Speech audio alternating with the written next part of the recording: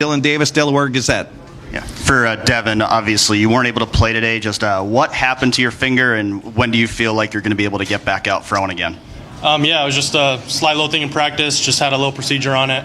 Nothing crazy. We'll be back in 4 weeks or so. What was it like just watching today? Was that hard for you? Yeah, I mean, it's definitely hard knowing I could have been playing out there, but I mean, we were working for it all spring. But at the end of the day, I was just happy to be able to cheer on my guys and do what I could.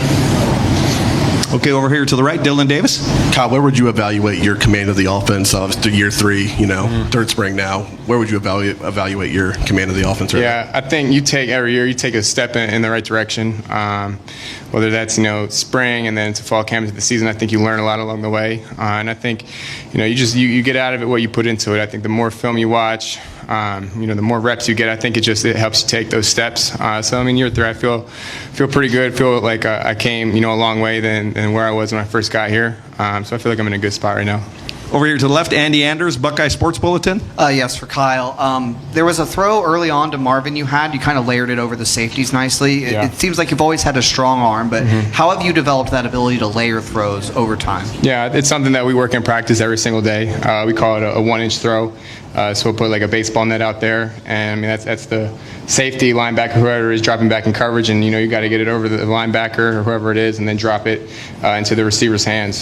So it's something we work literally every single day, and it shows up a lot in the game.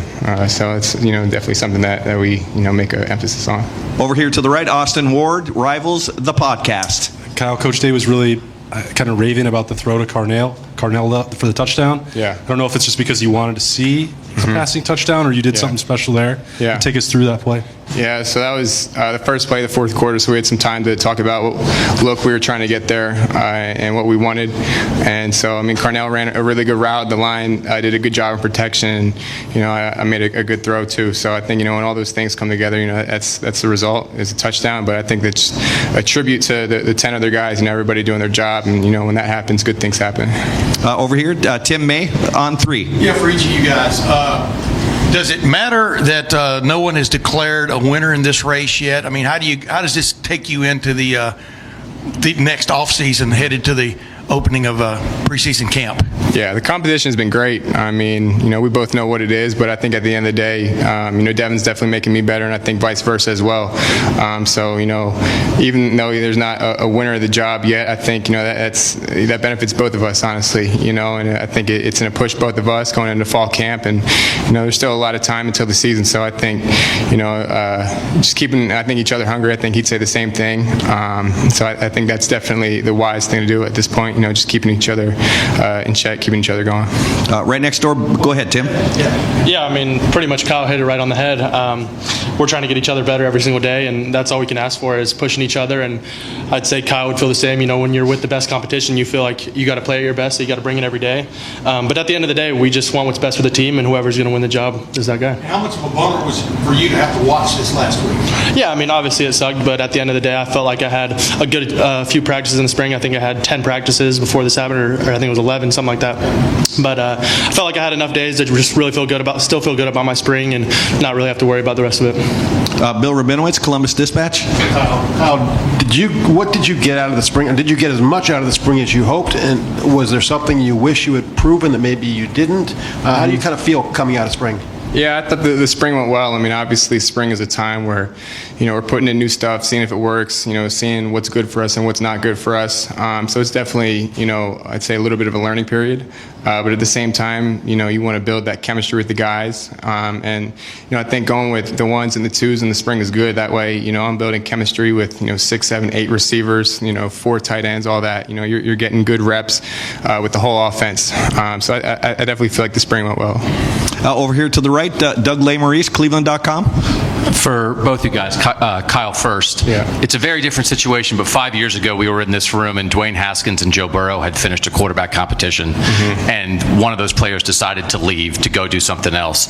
Is there any part of this in the competition, Kyle, that has ever been in your head once you got through spring that would be a possibility?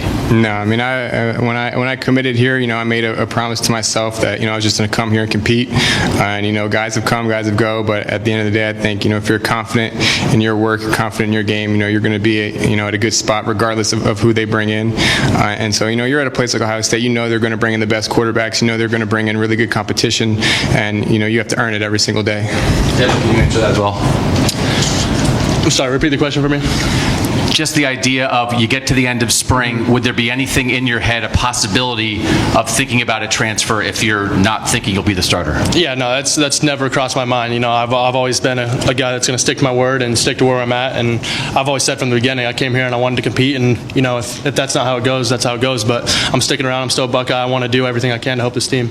We're going to go just a couple more questions. Bill Landis, Rivals, the podcast. I think both you guys can probably answer this. Whichever one of you is the starter in the fall is going to step into a really good situation with all the weapons you have, but not all of them have been available this spring. In fact, most of them haven't been available this spring. How has that been kind of working through that when maybe you go through some struggles? In the back of your mind, do you tell yourself, like, I'm still learning from this, and when we get on the field in the fall, who's around me might be very different? Yeah, like Kyle said, the spring is just a time to learn and grow. We're still trying to figure out what kind of team we have right now. There's a lot of new freshmen that are stepping in. I've never played college football before, and they got to learn the offense just as much as we do at this time, just because everything's so new.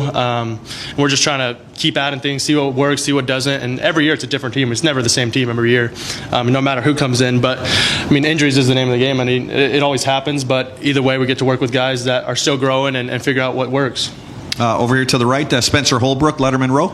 Kyle, you had 2 years with Coach Wilson and now one with Coach Hartline in the spring. What's that been like for you to go through an offensive coordinator transition? And just now that you're on the other side of it, how do you think that went with Coach Hartline for 15 practices? Yeah, I think Coach Hart stepped into that role seamlessly. I think, he sees the game from a really good perspective. And I think, it's a testament to his time playing and now being a coach. He sees all 11 guys. Sometimes with the receivers coach, you would think, he only knows the pass game. He doesn't know the run game, doesn't know the protections, but he understands all that fully. And I think, he stepped up to the role and hit it out of the park, and we put in some new stuff that worked really well that we'll use going into the fall.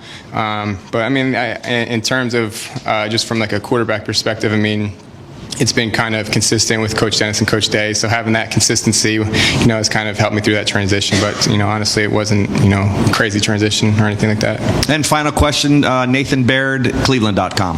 For both of you guys, and this is sort of a follow-up on what Bill just asked you, but with the top receivers not being around necessarily all this spring, with the defensive line having kind of an edge up front, do you guys look at that as an opportunity more than anything, that whoever wins this job, or eventually you're going to have to win with whoever in order to fulfill what Coach Day wants in an Ohio State quarterback? Mm-hmm. Yeah, the starting receivers today, Marvin Harrison, Carnell Tate, and Jaden Ballard, those are 3 really good guys, and that's without Emeka and Julian and Xavier. So I think even the twos today are still really deep. So I don't think the personnel really affects too much of what we do. All the receivers have done a good job of getting open, getting a good job of making plays, catching the ball. And so at the end of the day, being the quarterback, you just have to do your job, get the ball to the right guys, make the right protection calls, all that. Because at Ohio State, regardless of who's in the game, they're going to be a really good player. So if you're going to be the quarterback here, it's just a matter of getting the team in the right situation, getting the ball out on time, all those things. So I think it's all in the details. Devin too? Or no? Good. Yeah, Kyle pretty much hit it. At the end of the day, we're Ohio State. We're always going to have the best players no matter what. And, if they're 2s, 3s, even 4s, they're still going to be some of the best players in the country. And at practice, we try to make practice as hard as possible so that Saturdays are easier.